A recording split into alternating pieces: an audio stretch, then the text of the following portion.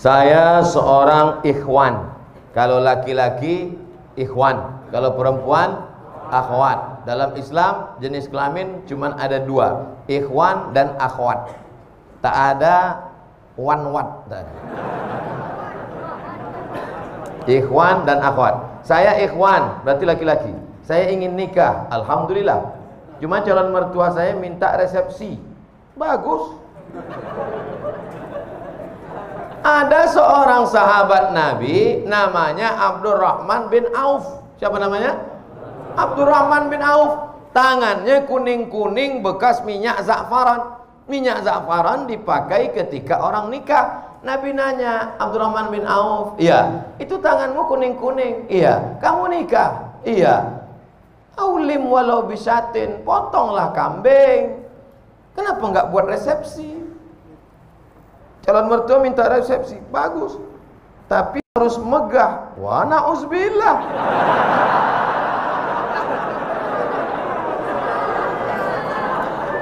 Aulim walau bisatin, buatlah kenduri walaupun hanya motong seekor kambing. Seekor kambing di Arab itu artinya ngundang 10 orang. Karena di Arab itu kalau kambing 1 ekor itu 10 orang. Artinya buatlah kenduri, walimah, resepsi walaupun yang diundang hanya 10 orang, 1 ekor kambing. Karena di sana motong kambingnya. Di sana Mesir motong ayam itu cuma 2 kali potong. 1, 2, 1, 2. Ayam paling kecil 1/4. Bukan seperti kita dimutilasi. Hancur. Makanya orang Arab kalau makan tempat kita lihat, ini kena Hiroshima Nagasaki.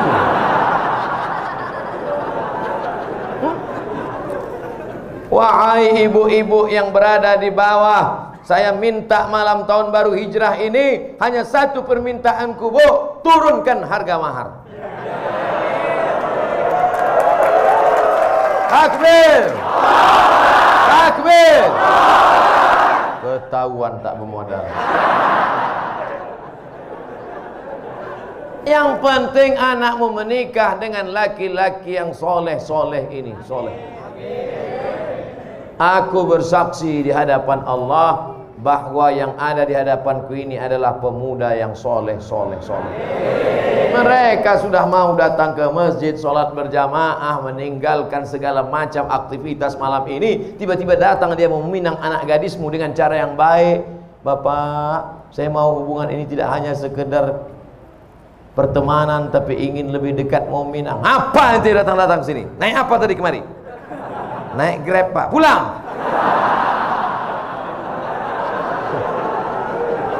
Iyakunu fuqara. Kalau yang datang itu miskin, susah, yughnihimullah. Ada rezeki sendiri, ada rezeki berdua, ada rezeki bertiga, digabungkan Allah rezeki, dibukakannya pintu-pintu rezeki. Idza ja'akum man tardawna dinahu. Kalau datang meminang anak gadismu laki-laki, dinahu, agamanya baik, wa khuluquhu, akhlaknya baik, fazawwijuhu, nikahkan dia dengan anakmu. Kalau kebetulan kau kaya, mobilmu mewah, duitmu banyak, katakan kepada dia, kau jaga anakku baik-baik, masalah urusan belanja ku tanggung dulu beberapa bulan, tapi jangan lama-lama kali.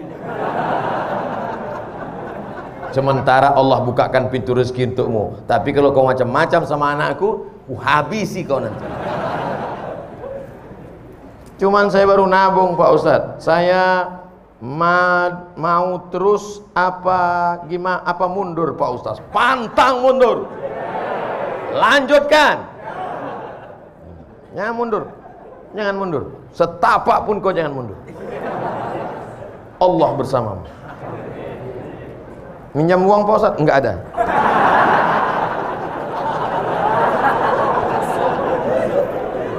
Ustaz, saya mau nanya, jika ibu saya menikah lagi dengan laki-laki lain, ayahnya udah meninggal, sekarang dia tinggal sama ibunya mau nikah lagi, kira-kira begitu, apakah saya harus menghormati dan menyayangi bapak baru saya seperti bapak kandung saya, sedangkan kakak-kakak saya melarang saya untuk mendekatinya? Di mana letak salahnya?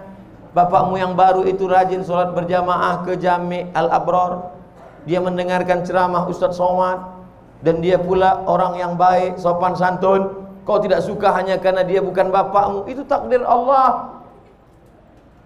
Itu ketetapan Allah. Kenapa engkau tidak ridha menerimanya? Kecuali bapakmu yang baru itu sakau, pengedar narkoba. Itu pun kau tak boleh benci, kau tetap baik sama dia. Tenang ya Pak, tenang, tenang, tenang. Kau pergi lapor ke BNN. Ini banyak sekarang anak-anak yang keliru. Setelah bapaknya meninggal, ibunya dibiarkannya sendiri, padahal ibunya perlu nafkah, perlu kasih sayang. Maka sampaikan kepada dia, Mama, kalau mau menikah lagi, menikahlah. Biar kami susun tim fit and proper test. Begitu. Masukkan saya tim, nanti saya seleksi ayah kalian. Begitu juga sebaliknya. Ibu kalian meninggal, ayah kalian sebatang kara. Jangan kalian biarkan dia sendiri. Dia perlu ada yang memasak, ada yang merawat, ada yang menjaga dia. Bukan sekedar cuci, laundry banyak. Kalau sekedar makan, rumah makan, restoran banyak. Tapi dia perlu kasih sayang. Ini ada orang bapaknya ada sendiri, emaknya meninggal. Dia kasih tahu, Papa, kalau mau pergi ke Surabaya, kakak ada. Kalau mau pergi ke Singapura, adik ada. Kalau mau ke Jakarta, saya ada. Kemana Papa terbang, tak usah pikirkan. Kata bapaknya, kalian kemana aku terbang aja yang kalian pikirkan. Kemana aku hinggap tak kalian pikirkan.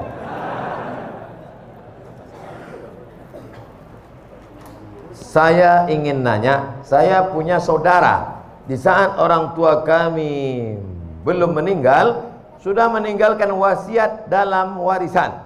Tapi sekarang setelah orang tua kami meninggal, saudara kami itu serakah, atau bisa dibilang ingin menguasai warisan yang telah diwariskan kepada saya.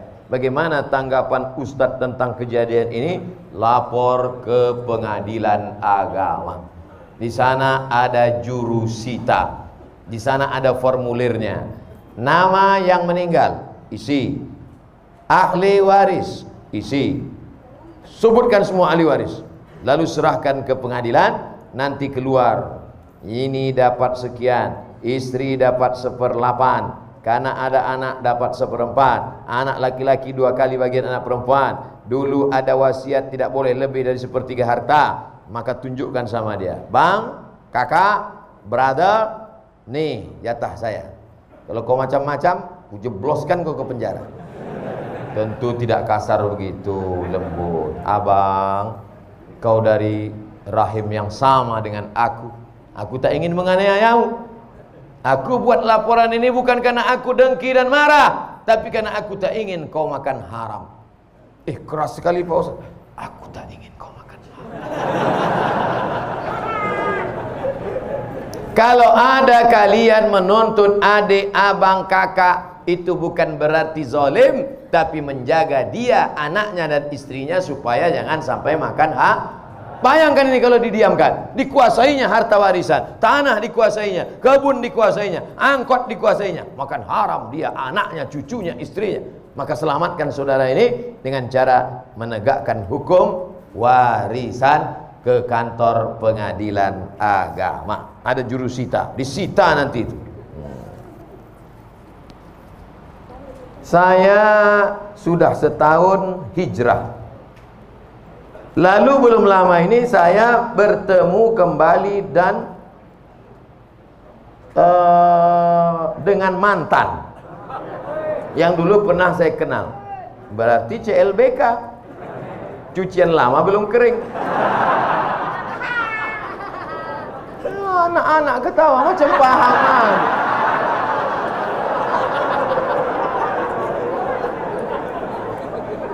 Dan saya melakukan maksiat, astagfirullah. Dulu saat ini saya berusaha untuk kembali meningkatkan iman saya, tapi rasanya sangat berat ujiannya. Apakah saya termasuk munafik Pak Ustadz? Kau terjerumus dalam dosa. Maka yang pertama dilakukan adalah taubat nasuha. Mandi taubat, sholat sunat taubat, habis itu istighfar. Namin muslimin yudhinibu dzamban, kalau ada orang silap, khilaf, salah, terjerumus dalam dosa, tsumma yatatahhar, mandi taubat, tsumma yusalli rak'ataini, salat sunat taubat 2 rakaat, tsumma yastaghfirullah, minta ampun kepada Allah. Astaghfirullah Rabbal baraya, astaghfirullah minal khataya. Setelah sholat istighfar, lalu kemudian buka HP, cari nama dia, delete, update status, mohon maaf untuk sementara kita tak usah jumpa dulu setan.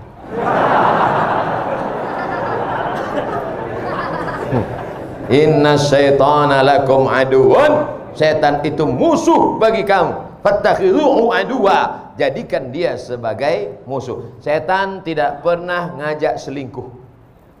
Pernah tak setan ngajak? Ayo selingkuh. Tidak.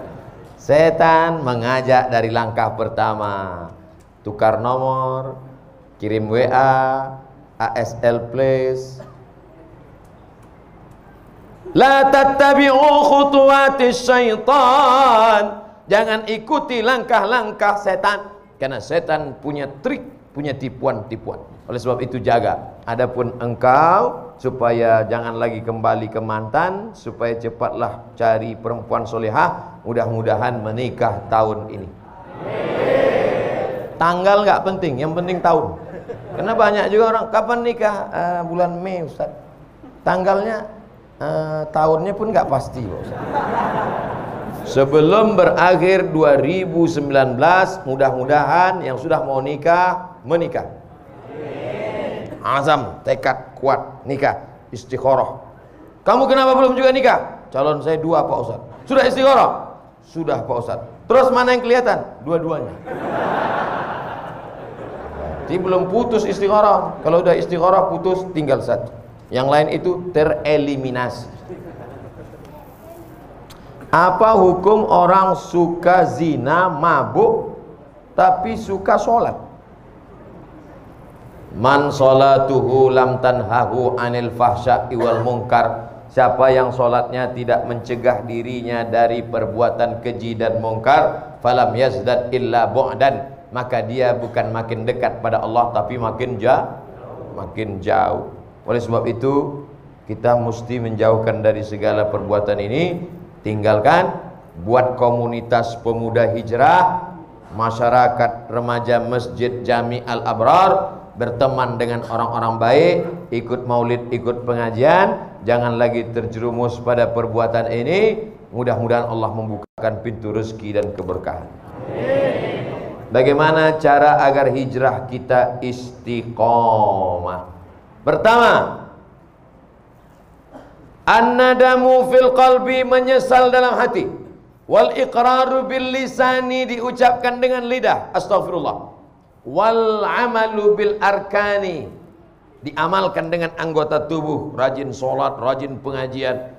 Tapi saya Pak Ustadz masih tetap teringat-ingat, terbayang-bayang sama mantan. Hilangkan nomornya. Hadiah-hadiah yang dia kasih dulu dalam bentuk gelang, cincin, rantai, anting, buang semuanya. Karena kalau itu masih dilihat, teringat, terbayang, buang. Dulu dia kasih ada sendal Pak Ustadz, buang, ganti sendal baru. Dulu dia nggak ada ngasih duit Pak Ustadz, jangan. Tempat-tempat yang pernah dikunjungi bersama, kebun, mal, hindari. Segala yang mengingatkan dia, minta pada Allah, ya Allah, lumpuhkan otakku agar tidak mengingat dia kembali. Na'udzubillah, lumpuh betulan. Hilang semua hafalan-hafalan Quran. Supaya hanya berzikir. Walladzina idza fa'alu fa'ishatan, kalau ada terlintas di pikiran macam-macam, au zalamu anfusahum, kalau dia menganiaya dirinya, zakarullah, istighfar. Jadi yang pertama, taubat nasuha dengan syarat dan ketentuan berlaku. Yang kedua, menggabungkan diri dengan komunitas hijrah. Bapak-bapak yang sudah hijrah, komunitas. Anak-anak muda yang hijrah, komunitas. Anak-anak belum ada dosa lagi. Kalian belum ada dosa, belum akil balik. Kalau mau ribut, ributlah sekarang.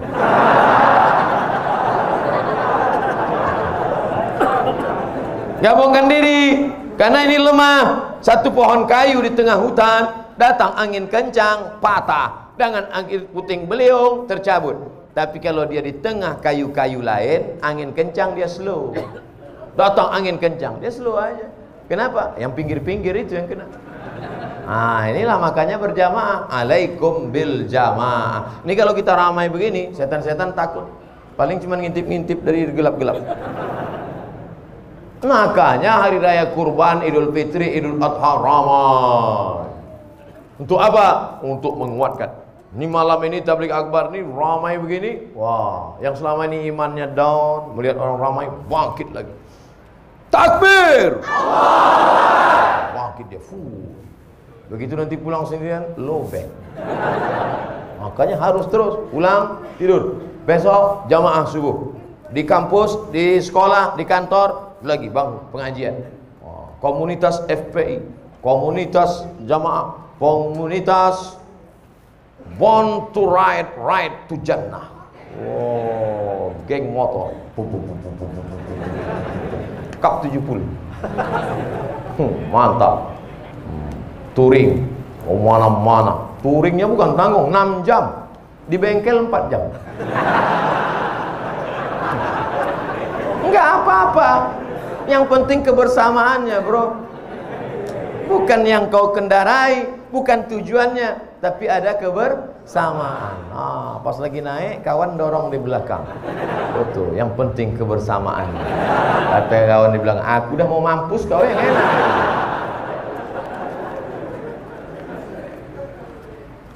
Pertama, menyesal dalam hati, diikrarkan di lidah, diamalkan dengan anggota tubuh, menyesal. Lalu kemudian setelah itu menggabungkan diri dengan komunitas. Yang ketiga, sering-sering ziarah kubur dan ngelihat orang sakit. Saya pergi ngelihat orang sakit, anak muda umur 23 tahun mandi di pantai, tiba-tiba luka sedikit aja. Tiba-tiba Allah beri ujian, dalam waktu 9 bulan kanker kulit dari atas sampai ke bawah. Harus dibawa ke rumah sakit. Perempuan seperti hamil 9 bulan. Ibu sudah berapa lama? Baru 4 bulan. Apa ini? Cancer. Orang barat menyebutnya cancer. C-A-N-C-E-R. Cancer. Orang kita payah nyebut cancer. Apa ini? Kanker. Tumor. Harus dibuang daging dalam. Berapa uang untuk membelah, membedah, membuang daging? 40 juta. Kalau sampai pendarahan masuk ICU, 70 juta. Ya Allah. Satu saudara kita kena kanker mata, hampir sama besar mata dengan kepala, ditutup dengan sapu tangan. Sampai di situ saya disuruh ceramah sama Ustaz Hanan At-Taqi. Silakan Ustaz Somad ceramah. Tak sanggup saya ceramah. Assalamualaikum. Lemas badan saya. Ternyata yang kau hadapi selama ini belum ada apa-apanya, Abdul Somad. Mereka kulitnya, perutnya, matanya, yang satu berlubang leher. Nah, kanker tenggorokan. Jadi yang kau rasakan selama ini belum ada apa-apanya bersama. Kau baru dilaporkan. Kadang kita hidup ini kita merasa kita lah yang paling berat, kita lah yang paling. Ternyata pergilah ke rumah sakit. Pergi. Besok Pak Ustaz, malam ini juga.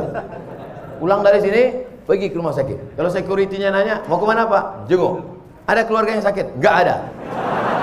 Jadi Bapak mau ngeliat siapa? Semua yang di rumah sakit nih mau kulihat. Siapa yang nyuruh? Nih Ustaz Somad, tonton video ini. Kalian pun jadi security di rumah sakit ini, ambil juga pelajaran. Ceramahi security itu malam ini. Hai security yang bekerja di rumah sakit. Berapa banyak orang sakit yang kalian lihat? Kenapa tak pernah mengingatkan kalian kepada kematian? Hai dokter-dokter, dokter spesialis, kenapa gaji kalian tak kalian sedekahkan? Keluarkan duit. Potong, upload, like and share. Saudara yang dimuliakan Allah Subhanahu wa taala. Apa yang kita cari hidup yang singkat ini kalau bukan mempertahankan iman istiqomah dan amal soleh. Yang disampaikan Ustaz Abdul Somad malam ini hanya sekutil, hanya seupil, hanya segelintir, 0,1% dari kajian Islam. Makanya besok kalau ada kajian Habib, datang. Ada baca kitab, datang. Ada kajian Ustaz, datang. Jangan pikirkan Habib siapa, Ustaz siapa. Yang penting datang majelis ilmu. Datang, duduk, dengar, diam. Ngantuknya pun ibadah. Kalau ada kawan di sebelah, ente datang kok tidur. Tidur ini pun ibadah.